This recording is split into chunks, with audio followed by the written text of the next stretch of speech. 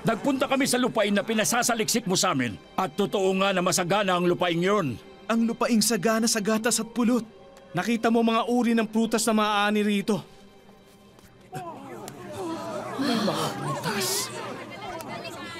Pero ang mga taong nakatira doon ay makapangyarihan.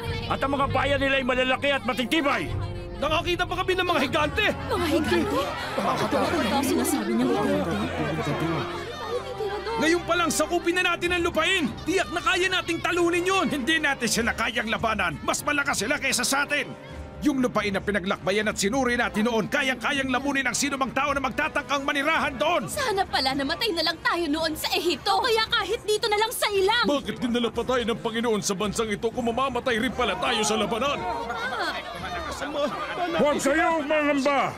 Kasama natin ang Panginoon nating Diyos. Siya ang ating tagapagtanggol. Tulad na nangyari nung makita natin ang lahat ng bagay na ginawa niya para sa mga Ehipsyo. At alam nating lahat kung gaano tayo inalagaan ng Panginoon habang nasa disyerto tayo.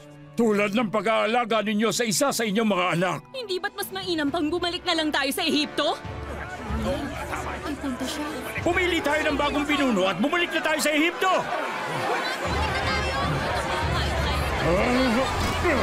Maghihirap na lang. Sana nasa Ehipto na lang tayo.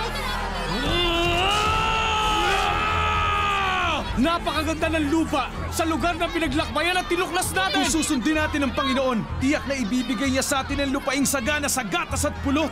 Huwag kayong mag-aklas! Wala tayong dahilan para matakot sa lahat ng mga taong nakatira doon! Sumasa atin ang Panginoon nating Diyos! Kaya kahit anong mangyari, wala silang laban sa atin!